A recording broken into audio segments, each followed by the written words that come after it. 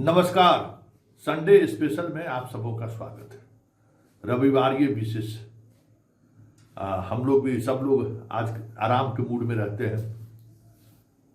मेरा भी एक तरीका रहा है, रविवार मतलब अपना दिन, और उस दिन मछली या खाना पसंद करते हैं।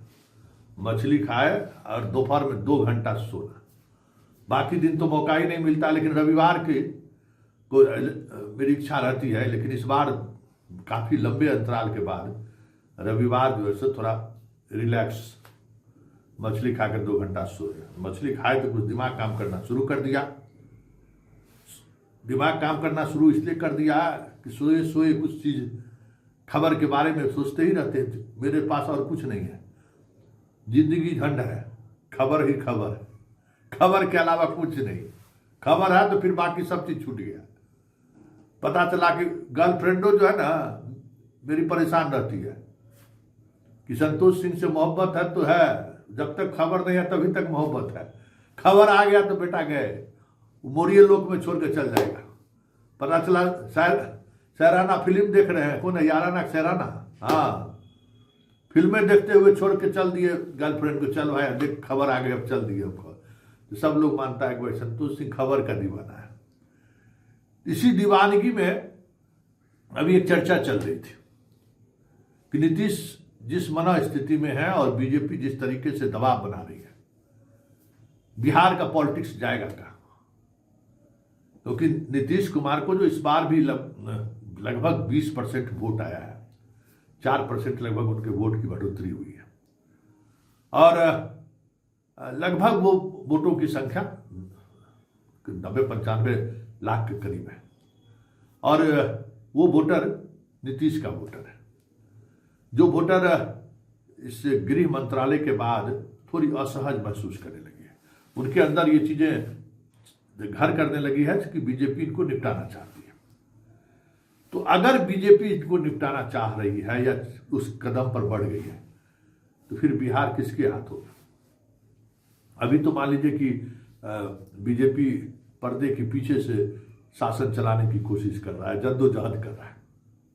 आने वाले समय में कौन होगा बीजेपी का करता धरता, या इस प्रदेश में कौन किसके हाथों में होगा बागडोर, किस पार्टी को मिलेगा बहुमत, कि कौन से पार्टी सरकार बनाएगी? तो आरजेडी का तो एक लिमिट हो गया कि पिछले 3 चुनाव से आरजेडी अपने एक भी वोट में बढ़ोतरी नहीं कर पाया, एक जगह आके स्थिर हो गया। और अब MY समीकरण के दरकने का समय आ गया है, दरकना शुरू हो गया है। इस बार विधानसभा चुनाव में जिस तरीके से MY ने साथ छोड़ा है, ये अलग बात है कि कुछ अति पिछड़ों को उन्होंने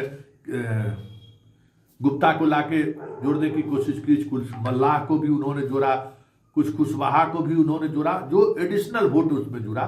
तो जितना वो जोड़ा उससे ज्यादा उनके यादव जी और मुसलमान जी उनका साथ छोड़ दिए। तो यह तय हो गया कि तेजस्वी इस प्रदेश का भविष्य नहीं है, या तेजस्वी घर बैठे रहे इसी तरीके से हार का शोक संतप्त रहे, घर से उतरे नहीं, और लोग उनको जाके माला पहनाने के बिहार का मुख्यमंत्री बन गए या बनने के लिए बाहर निकले, हम आपके साथ हैं। ये अब नहीं होने वाला है। बीजेपी ने इस राजनीति को खत्म कर दिया है। आपको रोड पर, सड़क पर उतरना पड़ेगा। नया विकल्प के रूप में प्रशांत किशोर था, जो पहले ही चुनाव में जिस तरीके का परफॉर्मेंस उनका रहा है, और उस आने वाले समय में भी सड़क पर नहीं लड़िएगा तो फिर बिहार आपको रिकॉग्नाइज नहीं करेगा। सड़क पर तो उतरना पड़ेगा, 1000 रुपया चंदा लेने से नहीं होगा। वामपंथियों का भी हश्र सामने आ गया कि अब आप भी जातिवादी राजनीति में उसी साँचे में ढल गए जिस साँचे में आरजेडी ढला हुआ था। आपकी जो दुर्गति हुई सामने, तो बचती है कांग्रेस। तो जब हम मछली खाकर उठे और जब सोचना शुरू किए इसी पॉलिटिक्स पर, एक जबरदस्त बात सामने आई भाई, कि कांग्रेस वोट चोर गद्दी छोर के नारों को लेकर जो बातें वो कह रहे थे, जिसको सिरे से लोग खारिज कर रहे हैं, लेकिन अगर उनके इस बार के वोटिंग पैटर्न को अगर देखिए और जितना वोट उनको आया है पिछले बार के तुलना में, लगभग 15 सीटें वो कम चुनाव लड़े हैं, 61 सीट पर वो चुनाव लड़े हैं। उसमें भी कई सीट पर आरजेडी फ्रेंडली लड़ गया, CPI फ्रेंडली लड़ गया।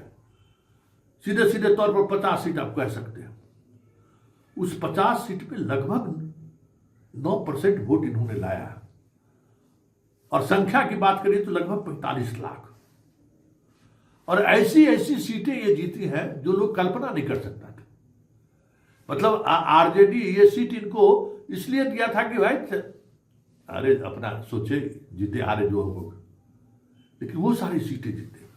किशनगंज मान लीजिए इनकी परंपरागत सीट हो सकती है। अररिया सीट बहुत टफ है, वहां हिंदू मुसलमान जिस तरीके से हो जाता है वो इस बार नहीं हुआ। मतलब कांग्रेस का मुसलमान अगर कोई चेहरा है तो वो हिंदू मुसलमान नहीं हो सकता है, ये बात तय हो गया। कि वो अररिया रिजल्ट ये दिखा रहा है कि यहां जिस तरीके से बीजेपी हिंदू मुसलमान करके जीत लेती थी, आरजेडी प्रत्याशी को हरा देती थी, इस बार नहीं हुआ। इसी तरीके से ठीक अररिया के ही बगल में फारबिसगंज से चुनाव की बात करें, वो तो बड़ी चौंकाने वाली बात है। हर बार मुस्लिम उम्मीदवार लड़ता था, 80,000 85,000 वोट आता था, जीतता नहीं था। तो वहां कांग्रेस ने प्रयोग के तौर पर एक विश्वास को दिया टिकट, अति पिछड़ा। और ये सीट फारबिसगंज कह सकते हैं कि बिहार का नागपुर है, संघ का सबसे बड़ा गतिविधियों का केंद्र। मतलब संघ के जितने भी आनुषंगिक संगठन है उसका सबका हेडक्वार्टर समझिए फारबिसगंज है। व्यवसायी मारवाड़ी सब लोग हैं, सब तरह के फंड भी उनको मिलता है। सरस्वती शिशु मंदिर यहीं पे, संघ यहीं पे, जितना इनका औषधीय वाला जो काम चलता है वहां भी वो ले लीजिए। मतलब पुस्तक छपाई वाला जितना काम हो, मतलब जितने भी संगठन है, विद्यार्थी परिषद, सबका कहीं न कहीं फारबिसगंज से बहुत गहरा रिश्ता रहता है।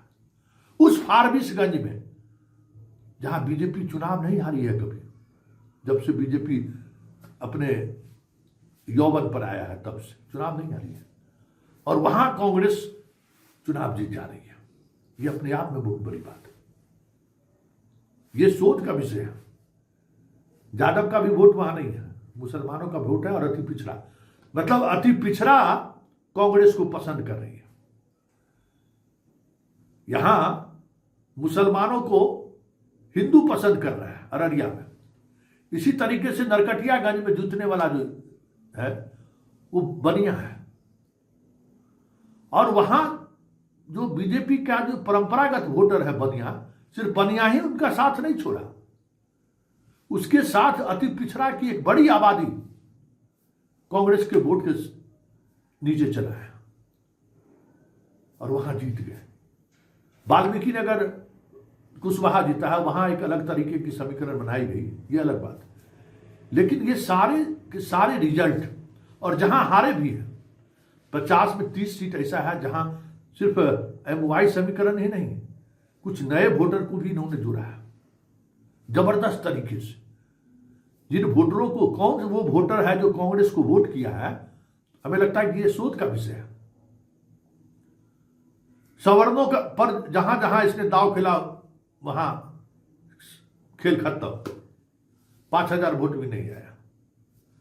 कुछ जगहों पर जहां फ्रेंडली फाइट हुआ था, लेकिन वही कुशवाहा, परवीन कुशवाहा, इनका पूरा कहलगांव 10,000 वोट ले आया। वहां लड़ता था, ले आया 10,000 वोट। नरकटियागंज में शाश्वत 5,000 वोट ले पाए। तो पूरे रिजल्ट पर अगर आप कांग्रेस की गौर करिए तो अगर वो सड़कों पर उतरी और मजबूती से उतरी तो नीतीश का वोटर